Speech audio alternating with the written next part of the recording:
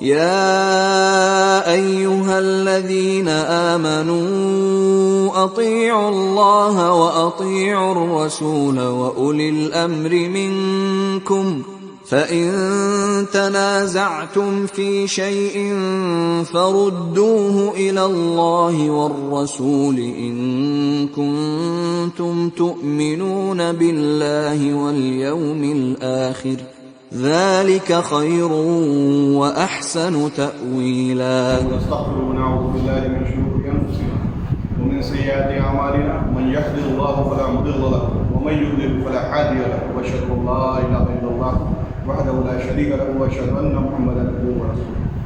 أما بعد فإن خير الحديث كتاب الله وخير الهدي هدي محمد صلى الله عليه وسلم وشر الأمور محدثاتها وكل محدثة بدعة وكل بدعة ضلالة وكل ضلالة في النار. أعوذ بالله من الشيطان الرجيم. بسم الله الرحمن الرحيم. وقال الله تبارك وتعالى في القرآن الكريم فإن آمنوا بمثل ما آمنتم به فقد اهتدوا وإن تولوا فإنما هم في شقاق فسيكفيكهم الله وهو السميع العليم. وقال ومن يشاقق الرسول من بعد ما تبين له الهدى ويتبع غير سبيل المؤمنين نوله ما تولى ونصله جہنم وساءت مصیرا. میرے محترم بھائیوں، میں آپ سب لوگوں کا استقبال کرتا ہوں اسلامک طریقے سے. السلام علیکم ورحمۃ اللہ وبرکاتہ. آج جو ہم لوگ جمع ہوئے ہیں اور جو درس رکھا گیا اس کا عنوان ہے صراط المستقیم. جیسے کہ ہم لوگ جانتے ہیں کہ سورہ فاتحہ کی شروعات میں اللہ سبحانہ و تعالیٰ نے صراط المستقیم کا ذکر کیا، یعنی کہ سیدھا راستہ. اب وہ سیدھا راستہ ہے کیا؟ کہ اللہ سبحانہ و تعالیٰ نے خالی اس کا ذکر کر دیا یا یہ بھی بتایا کہ وہ سیدھا راستہ کیا ہے؟ کیونکہ مسلمانوں کو جب ہم دیکھتے ہیں تو مسلمانوں کی اکثریت الگ الگ راستوں پہ نظر آتی ہے، کوئی ایک راستہ ہی نظر نہیں آتا. تو کیا اللہ کے رسول صلی اللہ علیہ وسلم ہمیں ایسا دین دے کر گئے کہ جس میں راستہ ہی طے نہیں ہے، جس میں جیسے دل چاہے، جس کا جو دل چاہے اپنی مرضی سے کرے؟ ایسا تو قطعی نہیں ہو سکتا. اللہ کے رسول صلی اللہ علیہ وسلم ہمیں ایسا دین دے کر گئے کہ جس کی راتیں بھی دن کی طرح روشن تھیں، جس سے گمراہی کا راستہ صرف وہی اختیار کر سکتا ہے جس کے دل میں ٹیڑھ ہو. اور جو شخص ہدایت کا طلبگار ہوگا تو اللہ سبحانہ و تعالیٰ اس کے سامنے راستہ واضح کر دے گا.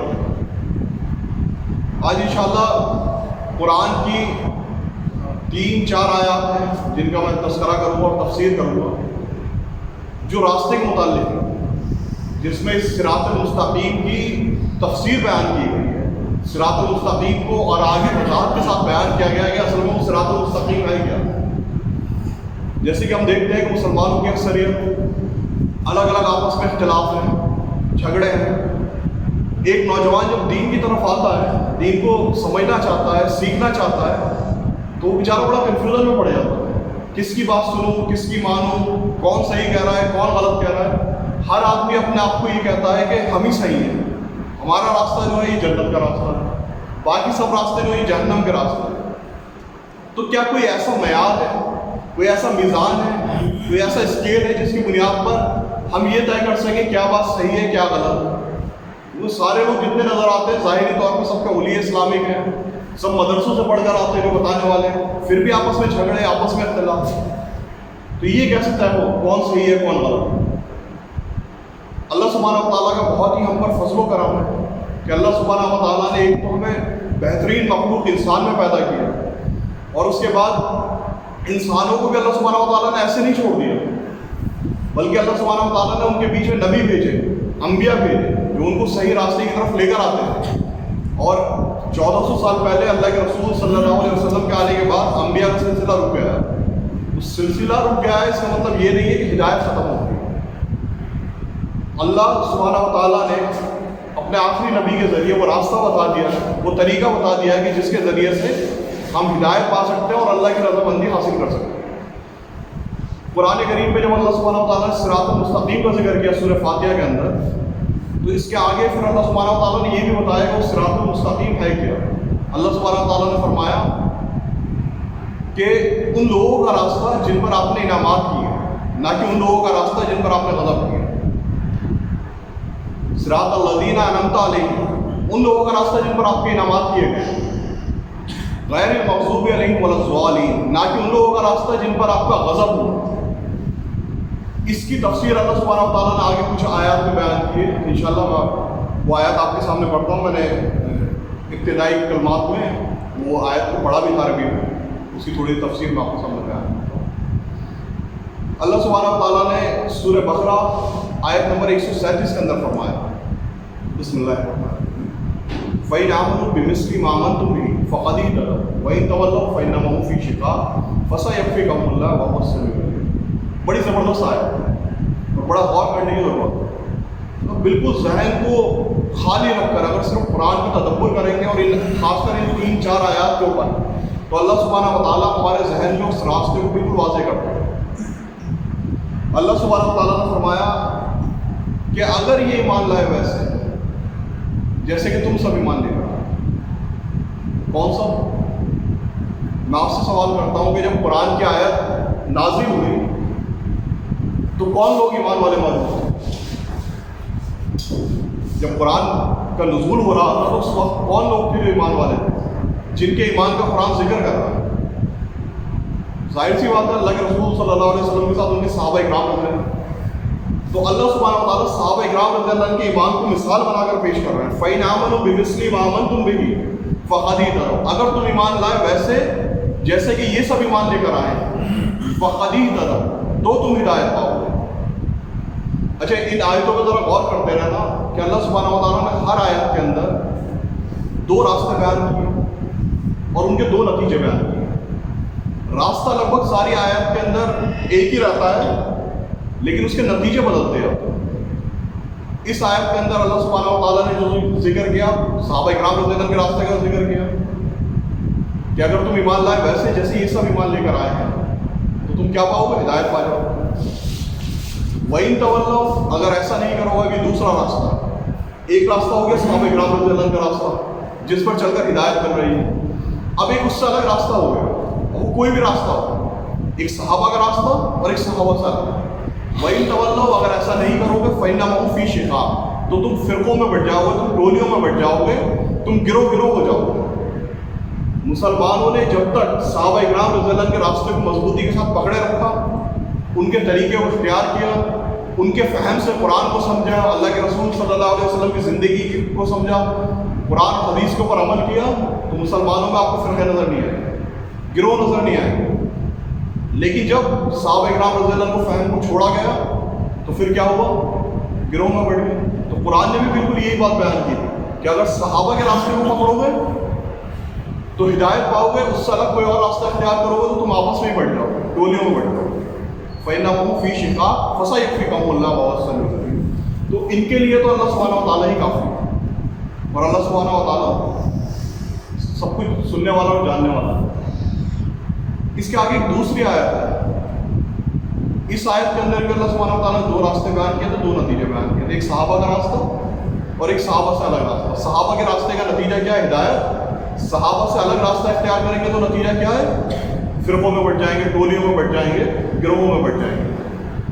اللہ سبحانہ و تعالیٰ نے دوسری آیت کے اندر، بڑی عجیب آیت ہے، جب میں نے اس کے اوپر غور کیا تھا نا تو میں بڑا مطلب ایک طریقے سے کہتے ہیں کنفیوژن میں پڑ گیا، بڑی عجیب بات کہی ہے اللہ سبحانہ و تعالیٰ نے اس آیت کے اندر، اور آپ بھی اگر غور کریں گے تو آپ کو وہ چیز نظر آئے گی اس کے اندر۔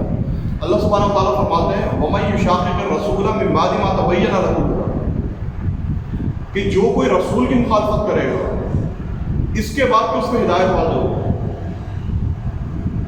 یہ کچھ عجیب بات نہیں ہے کہ جو کوئی رسول کی مخالفت کرے گا اس کے بعد کہ اس میں ہدایت واضح ہو جائے۔ ارے جس پر ہدایت واضح نہیں ہوئی ہے وہ تو رسول کی مخالفت کرے گا، ظاہر سی بات ہے، کفار ہیں، مشرکین ہیں، تو اللہ کے رسول صلی اللہ علیہ وسلم کی مخالفت کریں گے۔ لیکن جس پہ ہدایت واضح ہو گئی، ہدایت واضح ہونے کا مطلب آپ سمجھتے ہیں جس نے یہ تسلیم کر لیا کہ محمد صلی اللہ علیہ وسلم یہ اللہ کے سچے رسول ہیں، تمام انبیاء کو مان لیا، قرآن کو تسلیم کر لیا، قرآن کی حقانیت مان لی، اللہ سبحانہ و تعالیٰ کو اکیلا اور تنہا مان لیا اس نے، اس کے بعد کیا کسی میں ہمت ہے کہ وہ رسول کی مخالفت کر لے؟ جو رسول کو رسول تسلیم کر لے تو کیا وہ رسول کی مخالفت کرے گا؟ عجیب بات ہے۔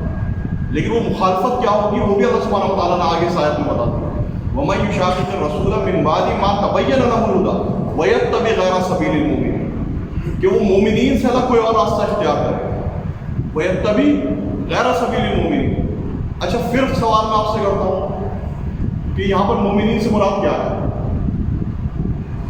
ظاہر سی بات ہے جب قرآن نازل ہوا تو مومنین کون لوگ تھے؟ صحابہ کرام رضی اللہ عنہم موجود تھے. اور یہی آپ کو قرآنی تفسیروں میں ملے گا. تفسیر ابن عباس میں، تفسیر ابن کثیر وغیرہ میں آپ کو، امام راضی وغیرہ کی تفسیر جو ہے اس میں بھی آپ کو اس آیت کی تفسیر میں مومنین سے مراد صحابہ کرام رضی اللہ عنہم نہیں ملے گا. یعنی کہ وہ صحابہ سے الگ راستہ اختیار کرے گا تو یہ کیا ہوگا؟ یہ رسول کی مخالفت ہوگی. وَيَتَّبِعْ غَيْرَ سَبِيلِ الْمُؤْمِنِينَ کہ وہ مومنین سے الگ کوئی اور راستہ اختیار کرے گا. آج مسلمانوں میں آپ کو مختلف راستے ملتے ہیں. مسلمانوں نے الگ الگ طریقے اختیار کر رکھے ہیں. کسی نے کسی شخص کو متعین کر دیا، بھائی فلاں شخص جو بہت علم والے ہیں، ہم تو انہی کے طریقے سے دین کو سمجھیں گے. انہوں نے جیسے سمجھ لیا وہ سمجھ لیا. اب ہمیں نہ تو عقل لگانے کی ضرورت ہے نہ سمجھنے کی ضرورت ہے. بس جیسے اچھا یہ بھی تصدیق نہیں ہے کہ یہ انہی کی سمجھ ہے. ان کے نام پہ بعد میں بہت کچھ گڑا گیا، کوئی سند نہیں ہے. ایک طریقہ یہ ہوتا ہے کہ بہت سارے لوگ یہ کہتے ہیں کہ بھائی جیسا اکثریت چل رہی ہے ہم ویسے ہی چلتے ہیں، ہمیں اسی معاشرے کے اندر رہنا ہے، اسی سوسائٹی کے اندر رہنا ہے، تو ہم اس معاشرے سے الگ تھوڑی جائیں گے. ذرا یاد کیجیے اس دور کو جب اللہ کے رسول صلی اللہ علیہ وسلم تنہا کھڑے ہوئے تھے مکے کے اندر اور انہوں نے دعوت دینا شروع کی تھی حق کی.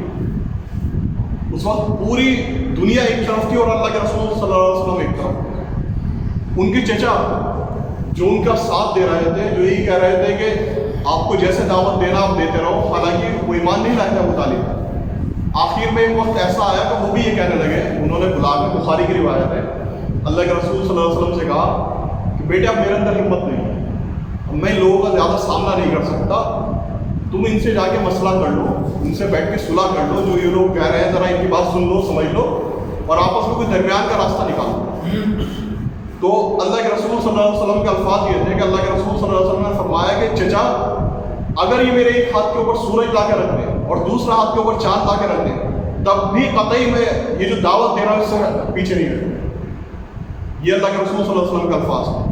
پوری سوسائٹی، پورا معاشرہ جو کچھ کہہ رہا ہے کہنے دو، سگے رشتے دار ہیں، قریبی ہیں، آس پڑوسی ہیں، کوئی پرواہ نہیں ہے. پرواہ ہے تو صرف کس کی ہے؟ اللہ سبحانہ و تعالیٰ. میرا رب کیا کہہ رہا ہے، میرے رب نے مجھے کیا حکم دیا. تو یہ مومنین کا طریقہ نہیں ہوتا ہے کہ اکثر لوگ کہتے ہیں کہ جیسے اکثریت کر رہی ہے، کسی چیز کی آپ مخالفت کریں گے، کوئی گمراہی کا کام ہو رہا ہے، کوئی بدعت کا کام ہو رہا ہے، کوئی شرک کا کام ہو رہا ہے، تو لوگ کہتے ہیں کہ یار معاشرے سے مخالفت کر کے کیا فائدہ، پورا خاندان سب لوگ کر رہے ہیں، ہم ایک الگ ہی جائیں گے، سوسائٹی سے کٹ جائیں گے، لوگ بوائے کاٹ کر دیں گے.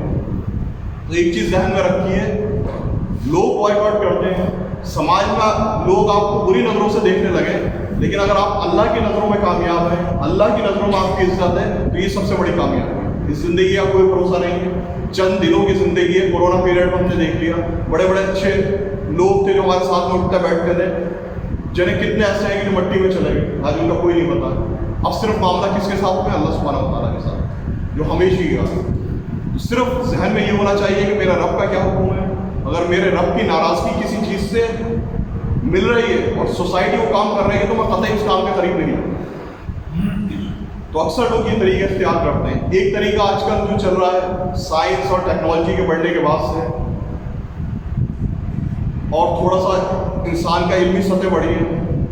پرانے دور میں بھی تھا حالانکہ، لیکن اس دور میں زیادہ ہے. اب ایسے لوگ موجود ہیں جو یہ کہتے ہیں کہ ہم اپنی عقل سے قرآن و حدیث کو سمجھیں. ہماری ایسے لوگ موجود ہیں جو اللہ کے رسول صلی اللہ علیہ وسلم کے حدیثوں کا انکار کر دیتے ہیں، میری عقل میں نہیں آتا. اللہ کے رسول کی بات کا انکار کر دیتے ہیں، قرآن کی آیتوں کا مطلب بدل دیتے ہیں. کہتے ہیں کہ یہ فرشتے اور یہ جن جو ہے یہ کوئی الگ مخلوق نہیں ہے. فرشتوں سے مراد ایسے انسان ہے کہ جیسے نیک اچھے لوگ ہوتے ہیں تو ہم کہہ دیتے ہیں فرشتہ صفت انسان ہے. جنوں سے مراد جیسے اکثر انسان ہوتا ہے غصے میں آتا ہے تو ہم کہہ دیتے ہیں آگ ببولہ ہو گیا. تو یہ آگ ببولہ کا جو لفظ استعمال ہوتا ہے ایسی ڈرانے کے لیے کہہ دیا گیا ہے کہ یہ آگ سے پیدا ہی ہے. نعوذ باللہ، ایسے لوگ دنیا کے اندر موجود ہیں جو کہتے ہیں ہم اپنی عقل سے سمجھیں. عقل کبھی بھی معیار نہیں ہوتی، یہ ذہن میں رکھ لیجیے. اگر عقل کو معیار بنائیں گے تو کس کی عقل معیار ہوگی؟ یہ بھی تو مسئلہ ہے. ہر دور کے حساب سے، ہر ماحول کے حساب سے، ہر جگہ کے حساب سے اور علم کے اعتبار سے ہر آدمی کی عقل میں فرق ہوتا ہے۔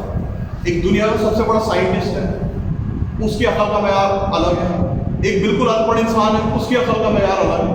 اگر یہ چھوٹ دے دی جائے کہ ہر انسان اپنی عقل سے قرآن کو سمجھے گا تو یقین مانیے کہ ہر گھر کے اندر جھگڑے شروع ہو جائیں گے صرف دین کو سمجھنے کو لے کر۔ اور اللہ سبحانہ و تعالیٰ نے ہمیں ایسے چھوڑ بھی نہیں دیا کہ اپنی عقل لاؤ۔ عقل دلیل ہوتی ہے، لیکن عقل کہاں تک استعمال کرنا ہے؟ اللہ اور اس کے رسول تک پہنچنے کے لیے۔ جب آپ نے اللہ کے رسول کو تسلیم کر لیا کہ میرے رسول ہیں، اللہ سبحانہ و تعالیٰ کو اپنا رب مان لیا، اب وہاں پر جو معاملہ ہوگا وہاں پر یہ نہیں ہوگا کہ یہ اللہ سبحانہ و تعالیٰ نے حکم کیوں دیا، رسول اللہ صلی اللہ علیہ وسلم نے یہ بات کیوں فرمائی۔ وہاں پر تو معاملہ بس اتنا ہوتا ہے سمعنا وطاعنا، ہم نے سنا اور ہم نے فرما برداری کی۔ کوئی انسان اب یہ نہیں کہے گا کہ اب یہ 5 وقت کی کیوں نماز ہے، یہ میری سمجھ میں نہیں آ رہا۔ بھائی 4 وقت ہوتی، 6 وقت ہوتی، 5 وقت کی نماز اس لیے کیونکہ یہ میرے رب کا حکم ہے۔ آپ سمجھ؟ ایسے ہی جتنے معاملات ہیں، جب آپ نے اللہ اور اس کے رسول کو تسلیم کر لیا، جب آپ ایمان میں داخل ہو گئے، آپ نے کلمہ پڑھ لیا، تو وہاں پر پھر یہ نہیں ہوتا ہے کہ میں اللہ کے احکاموں کے اوپر اپنی عقل لگاؤں۔ یہ طریقہ کبھی بھی مومنین کا نہیں رہا، قرآن جگہ سمعنا ہوتا ہے۔ تو اللہ سبحانہ و تعالیٰ نے اس آیت کے اندر بھی 2 راستے اور ان کے 2 نتیجے بیان کیے۔ پہلا راستہ مومنین کا راستہ، وَيَتَّبِعْ سَبِيلِ غَيْرَ وَمَن يُشَاقِقِ الرَّسُولَ مِن بَعْدِ مَا تَبَيَّنَ لَهُ الْهُدَىٰ وَيَتَّبِعْ غَيْرَ سَبِيلِ الْمُؤْمِنِينَ، کہ مومنین سے الگ دوسرا راستہ اختیار کرے گا۔ نُوَلِّهِ مَا تَوَلَّىٰ، اچھا اس نے راستہ تو اختیار کر لیا، اس نے کوئی نیا طریقہ اختیار کر لیا کہ اس طریقے کے اوپر وہ چلتا جا رہا ہے، ایک الگ طریقے سے دین کو سمجھنا شروع کر دیا کسی شخصیت کے ذریعے سے، یا اپنی عقل میں جو چیز آ رہی ہے مان رہا ہے، جو آ رہی ہے اس کا نہیں آ رہی ہے اس کا انکار کر رہا ہے۔ اب اس کا نتیجہ کیا ہوگا؟ ایک نتیجہ تو یہ بتایا کہ وہ فرقے ہو جائیں گے، ٹولیوں میں بٹ جائیں گے۔ دوسرا اللہ سبحانہ و تعالیٰ فرماتے ہیں، بڑی سخت بات کہی ہے اللہ سبحانہ و تعالیٰ نے، بڑا غور کرنے کی ضرورت ہے۔ اور جو لوگ صحابہ اکرام رضی اللہ عنہ سے کوئی اور راستہ اختیار کرتے ہیں، کوئی اور منہج اختیار کرتے ہیں، ان کے لیے بڑی وعید ہے، یہ بڑی سخت وعید ہے۔ اللہ سبحانہ و تعالیٰ نے فرمایا نُوَلِّهِ مَا تَوَلَّىٰ، ہم اس کو اسی پر لگاتے ہیں۔ یعنی مومنین سے صحابہ اکرام رضی اللہ عنہ سے الگ راستہ اختیار کیا، اللہ سبحانہ و تعالیٰ یہ نہیں کرے گا ہم اس کو ہلاک کر دیں گے، اس کے اوپر عذاب بھیج دیں گے، اس کو تباہ و برباد کر دیں گے۔ اللہ سبحانہ و تعالیٰ کہہ رہے ہیں کہ ہم اس کو اسی پر لگا دیں گے۔ نُوَلِّهِ مَا تَوَلَّىٰ وَنُصْلِهِ جَهَنَّمَ، یہاں تک کہ یہ اس راستے کی طرف اوروں کو بلانے لگے گا، اس کی دعوت و تبلیغ کرنے لگے گا، لوگوں کو بتانے لگے گا یہی صحیح راستہ ہے، اور اس کی طرف لوگوں کو بلاتا رہے گا، اور یہاں تک کہ وَنُصْلِهِ جَهَنَّمَ، یہاں تک کہ ہم اسے جہنم میں داخل کر دیں۔ وَسَاءَتْ مَصِيرًا، اور کیا برا ٹھکانہ ہے۔ اس آیت کے اندر بھی اللہ سبحانہ و تعالیٰ نے 2 راستے اور 2 نتیجے بیان کیے، ایک صحابہ کا راستہ اور ایک صحابہ سے الگ راستہ۔ صحابہ سے الگ راستے میں اللہ سبحانہ و تعالیٰ نے کیا بیان فرمایا کہ ہم اس کو اسی راستے پر لگا دیں گے، اور ایک تو یہ رسول کا مخالف ہوگا، دوسرا ہم اس کو اسی راستے پر لگا دیں گے، اور یہاں تک کہ جب یہ مر جائے گا تو اسے جہنم میں داخل کر دیں گے۔ اسی سلسلے کی ایک تیسری آیت ہے جس میں اللہ سبحانہ و تعالیٰ نے بڑے واضح الفاظ میں بیان کیا۔ کئی ایسے لوگ ہیں جو اس بات پہ بھی انگلی اٹھا دیتے ہیں کہ یہ مومنین کا لفظ آ رہا ہے، ایمان والوں کا لفظ آ رہا ہے، ان کا ذکر آ رہا ہے کہ ان کے جیسے ایمان لانا ہے۔ یہاں پر اس صحابہ کا لفظ آپ نے اپنے پاس سے ڈالا، صحابہ اکرام رضی اللہ عنہ کا ذکر کہا، حالانکہ یہ بنیادی بات ہے، مسلمانوں کا بچہ اس بات سے واقف ہے کہ جب قرآن نازل ہوا اس دور کے مومنین جو تھے وہ صحابہ اکرام رضی اللہ عنہ، لیکن اللہ سبحانہ و تعالیٰ نے اس گنجائش کو بھی نہیں چھوڑا کہ کوئی شخص ایسی بات لے کر آئے اور لوگوں کے دماغ میں وسوسے پیدا کرے، شک اور شبہ پیدا کرے۔ اللہ سبحانہ و تعالیٰ نے صحابہ کا پورا تذکرہ نام کے ساتھ بھی کر دیا۔ صحابہ کی کتنی جماعتیں تھیں؟ 2 ہی تو جماعتیں تھیں نا، ایک مکے کے صحابہ تھے جو ہجرت کر کے مدینہ آئے تھے، اور ایک مدینے کے صحابہ تھے جنہوں نے ان کی مدد کی تھی۔ تو جو ہجرت کر کے آئے تھے ان کو تو مہاجر کہا گیا، اور جنہوں نے ان کی مدد کی ان کو انصار کہا گیا، انصار کے معنی مددگار کو۔ اللہ سبحانہ و تعالیٰ نے سورہ توبہ آیت نمبر 100 کے اندر فرمایا، بسم اللہ الرحمن الرحیم، والسابقون الاولون من المہاجرین والانصار والذین اتبعوہم بإحسان رضی اللہ عنہم ورضوا عنہ وأعد لهم جنات تجری تحتها الانہار خالدین فیہا اولئک فوز عظیم۔ اللہ سبحانہ و تعالیٰ نے فرمایا کہ کہ جن لوگوں نے ایمان لانے میں سبقت کی، جو پہلے ایمان لے کر آئے، والسابقون الاولون من المہاجرین والانصار، چاہے مہاجرین میں سے ہو یا انصار میں سے، جن لوگوں نے ایمان لانے میں پہل کی، چاہے مہاجرین میں سے ہو یا انصار میں سے ہو، والسابقون الاولون من المہاجرین والانصار والذین اتبعوہم بإحسان، جنہوں نے ان کی اچھے سے پیروی کی۔ کس کی پیروی کی؟ یہاں پر اللہ سبحانہ وتعالیٰ نے قرآن کی پیروی کا بھی ذکر نہیں کیا، اپنی اتباع کا بھی ذکر نہیں کیا، رسول اللہ صلی اللہ علیہ وسلم کی اتباع کا بھی ذکر نہیں کیا، ورنہ قرآن میں اللہ تعالیٰ نے مختلف مقامات پہ فرمایا اطیعوا اللہ واطیعوا الرسول، اللہ کی اطاعت کرو اور رسول کی اطاعت کرو۔ یہاں پر نہ قرآن کا ذکر ہے، نہ حدیث کا ذکر ہے، نہ اللہ کا ذکر ہے، نہ رسول کا ذکر ہے۔ اللہ سبحانہ وتعالیٰ نے خصوصی طور پہ ذکر کیا مہاجرین اور انصار کا، والذین اتبعوہم بإحسان، جنہوں نے ان کی اچھے سے پیروی کی۔ کن کی؟ والسابقون الاولون من المہاجرین والانصار، کہ جو پہلے ایمان لے کر آئے مہاجرین اور انصار، جنہوں نے ان کی اچھے سے پیروی کر لی، تو کیا ہوا؟ والذین اتبعوہم بإحسان رضی اللہ عنہم ورضوا۔ یہ بڑی زبردست چیز اللہ سبحانہ وتعالیٰ نے دی۔ اللہ سبحانہ وتعالیٰ نے ایک سرٹیفکیٹ اور ایک گارنٹی دے دی ہے۔ بھائی مجھ سے لوگ کہتے ہیں کہ پاکستان میں محمد شیخ ہے، وہ قرآن کی بڑی عجیب تفسیر کرتے ہیں اور وہ کہتے ہیں حدیث کی ضرورت نہیں ہے۔ میرا ان سے سوال ہوتا ہے کہ کیا اگر میں محمد شیخ کے ذریعے سے قرآن کو سمجھوں گا تو اللہ سبحانہ وتعالیٰ نے کوئی گارنٹی دی ہے کہ میں جنت میں جاؤں گا؟ میں فلاں عالم کے ذریعے سے قرآن کو سمجھوں گا تو کیا گارنٹی دی ہے؟ میں فلاں شخصیت کے ذریعے سے سمجھوں گا تو کیا قرآن گارنٹی دی ہے اللہ سبحانہ وتعالیٰ نے؟ کیا میں اپنی عقل سے سمجھوں گا تو کوئی گارنٹی دی ہے؟ کوئی سرٹیفکیٹ نازل کیا؟ صحابہ اکرام رضی اللہ عنہ کے طریقے سے سمجھوں گا تو اس کی ایک سرٹیفکیٹ اور اس کی گارنٹی دی اللہ سبحانہ وتعالیٰ، رضی اللہ عنہم ورضوا عنہ، اللہ اس سے راضی ہو گیا وہ اللہ سے راضی۔ یہ اپنے آپ میں بہت بڑی چیز ہے۔ یہ سارے باطل نظریات کو کاٹ دیتی ہے یہاں پر آپ کہ اگر آپ نے صحابہ اکرام رضی اللہ عنہ کے طریقے سے دین کو سمجھا تو اللہ آپ سے راضی ہوگا اور آپ اللہ سے راضی ہوگا، اور جب اللہ راضی ہو جائے گا تو کیا کرے گا؟ وَأَدْخَلَهُمْ جَنَّاتٍ تَجْرِی تَحْتَهَا الْأَنْہَارُ، اس نے ایسی جنتیں بنائی ہیں کہ جن میں ان لوگوں کو داخل کرے گا جن میں نہریں بہہ رہی ہیں۔ اللہ سبحانہ وتعالیٰ کی جنتوں کو وعدہ ہے، کس چیز کے اوپر؟ صحابہ اکرام رضی اللہ عنہ کی پیروی کے اوپر۔ اسی سلسلے کی آگے کچھ احادیث ہیں، میں مختصر طور پر صرف 2 حدیث لوں گا، بہت چھوٹی سی حدیث ہیں اور غالباً ہم سب لوگ ان احادیث سے واقف ہوں گے۔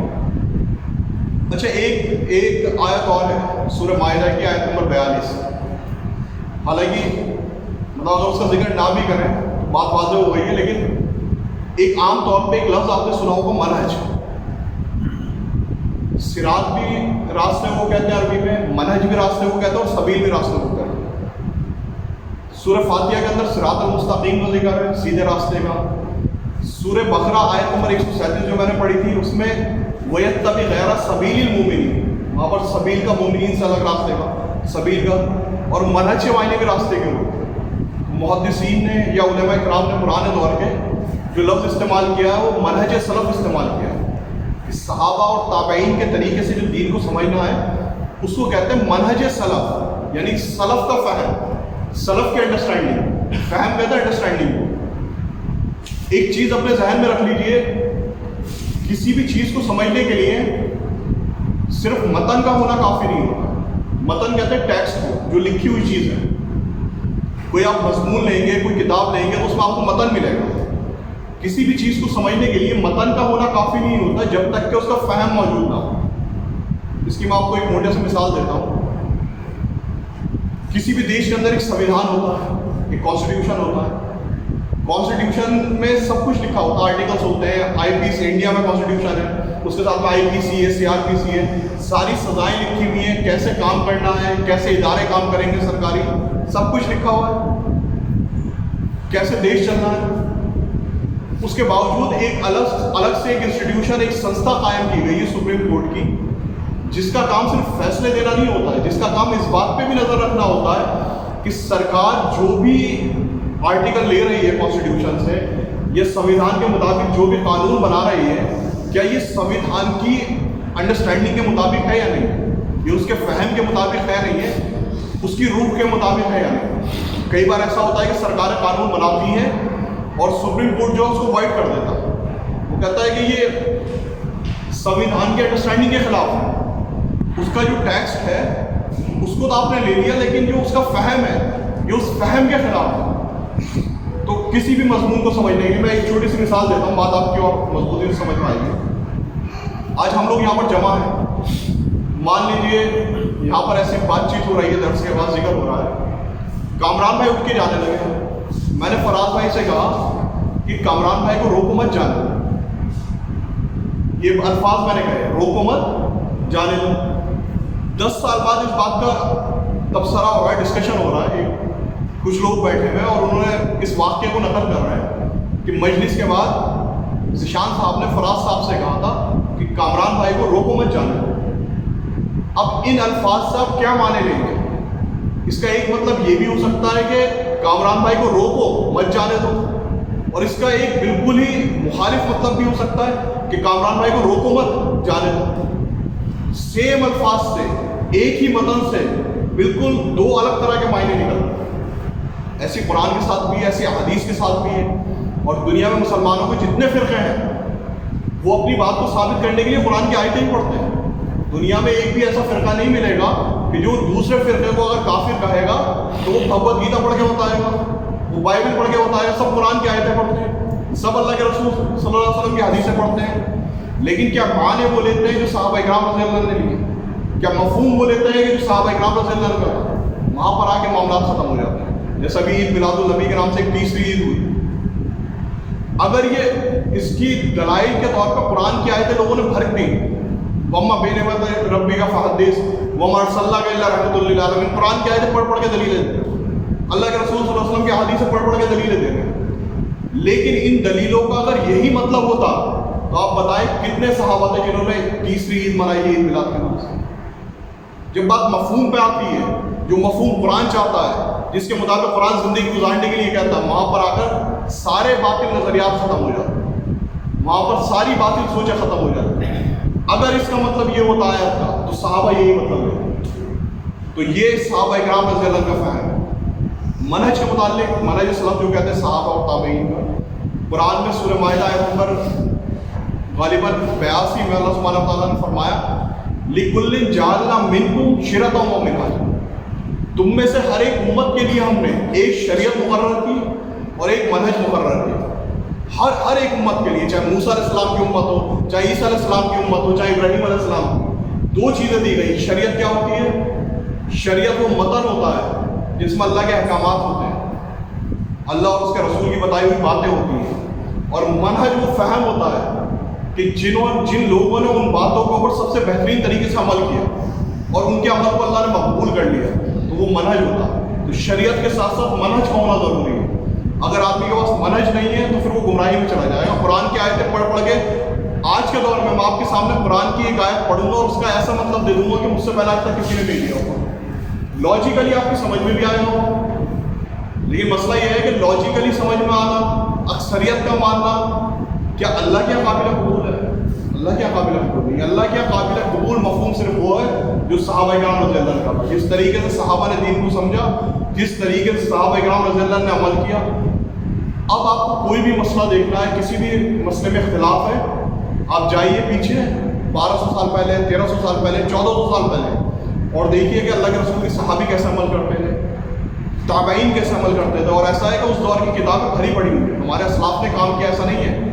ایک قرآن کی آیت کے اوپر یا کسی عمل کے اوپر صحابہ کرام رضی اللہ عنہ کے عمل بیان کیے گئے، ان کے نظریات بیان کیے گئے. اس میں ابو ہریرہ رضی اللہ عنہ کی کیا رائے تھی، اس میں عمر بن خطاب رضی اللہ عنہ کی کیا رائے تھی، اور پھر یہ جب دو متنازع رائے آئیں تو اس میں جمہور کا کیا ماننا تھا، یعنی اکثریت جو تھی صحابہ کرام رضی اللہ عنہ. یہ ایک آخری بات ہے جس کے ساتھ انشاءاللہ اپنی بات کو ختم کروں گا، یہ بھی ذہن میں رکھ لیجیے. پھر آپ کے سامنے لوگ کہیں کہ صحابہ کرام رضی اللہ عنہ میں بھی تو اختلاف ہے، ان میں بھی تو آپس میں چیزوں کو لے کر اختلاف ہوا ہے. آپ تو کہہ رہے ہو کہ صحابہ کا دین بالکل کلیئر ہے اور اسی کے مطابق عمل کرنا ہے، تو پھر ان اختلافات کو کیسے لیں؟ کسی مسئلے میں عمر بن خطاب رضی اللہ عنہ کا، ابو ہریرہ رضی اللہ عنہ سے اختلاف ہو رہا ہے، ان اختلافوں کو کیسے سمجھیں گے؟ اس کا بھی سولیوشن اللہ کے رسول صلی اللہ علیہ وسلم ہمیں دے کر گئے. ابن ماجہ کی حدیث ہے، اللہ کے رسول صلی اللہ علیہ وسلم نے فرمایا میری امت کبھی گمراہی پہ اکٹھا نہیں ہو سکتی، میری امت کبھی گمراہی پہ اکٹھا نہیں ہو سکتی. یعنی کہ جس چیز سے سب اکٹھا ہو جائے وہ گمراہی نہیں ہے.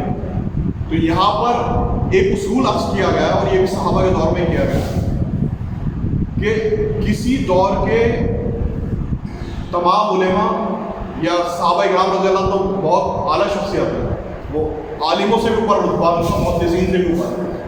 اگر کسی مسئلے میں کسی ایک صحابی کا اختلاف ہے اور دوسرا کوئی صحابی اس کا رد نہیں کرتا ہے تو یہ مانا جائے گا کہ تمام صحابہ کا نظریہ یہی ہے، ان کے نزدیک وہ قابل قبول تھی وہ بات. اور اگر دوسرے صحابی رد کر رہے ہیں تو پھر اکثریت کو دیکھا جائے گا. صحابہ کرام مجموعی طور پہ کیسے دین کو سمجھتے تھے یا تابعین، تو جمہور کا جو ایک اوپینین ہوتا ہے اختلافی مسئلوں میں وہ اپنے آپ میں ایک مضبوط رائے ہوتی ہے. میں انشاءاللہ اسی کے ساتھ اپنی بات کو ختم کرتا ہوں. اس کے متعلق کسی کے ذہن میں کوئی سوال ہو، کوئی کنفیوژن ہو، کم انسانوں میں بات کہنا بھی نہیں آتی ہے، تو کوئی بات اگر مجھے سمجھانے میں کمی ہوئی ہو تو میں چاہوں گا کہ آپ مجھ سے پوچھ لیں اور میں کوشش کروں گا انشاءاللہ اور تھوڑے سا آسان لفظوں میں بات کروں.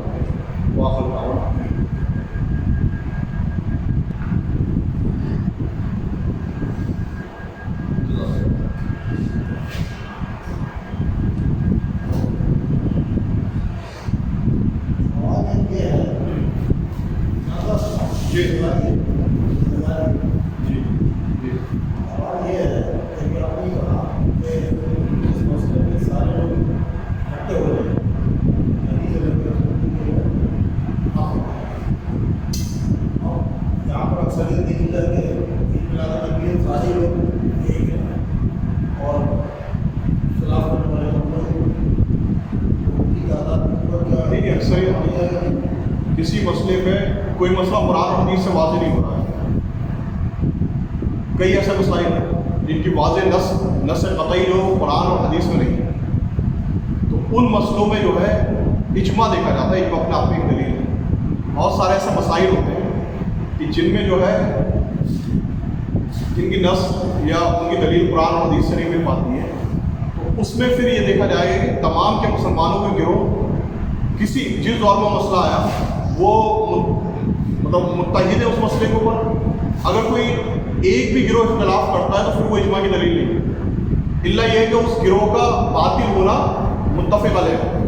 جیسے خوارج کا کوئی گروہ ہے، ٹھیک ہے، جن کے ایمان سے باہر جانے کی تصدیق ہو چکی ہو، تو اس گروہ کا تو اختلاف معنی نہیں رکھے گا. لیکن باقی اور جتنے بھی مسلمانوں کے گروہ ہیں، آپ کے حنابلہ ہیں، شعاف ہیں، مالکیہ ہیں، ٹھیک ہے، احناف ہیں، اور بھی جتنے بھی ہیں، وہ سب لوگ اگر اکٹھے ہوتے ہیں تو وہ مسئلہ اپنے آپ میں حق ہونے کی دلیل ہے. اگر اختلاف ہے تو پھر تحقیق کی جائے. ایک کا بھی اختلاف ہے ہاں، ایک گروہ کا بھی اختلاف ہے.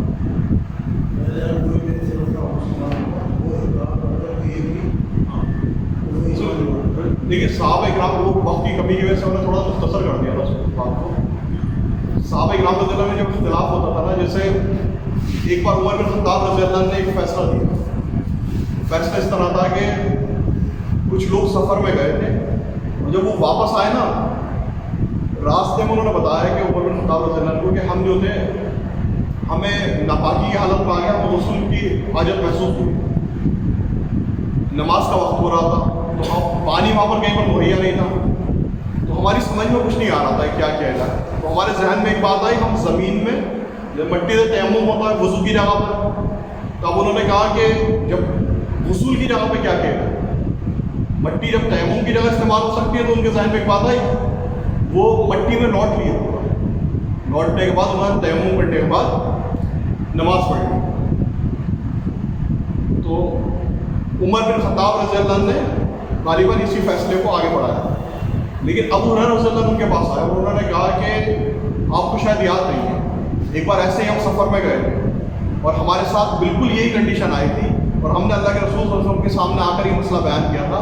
تو اللہ کے رسول صلی اللہ علیہ وسلم نے ہم سے کہا تھا کہ تمہارے لیے تیمم ہی کافی تھا، تمہیں لوٹنے کی ضرورت نہیں تھی.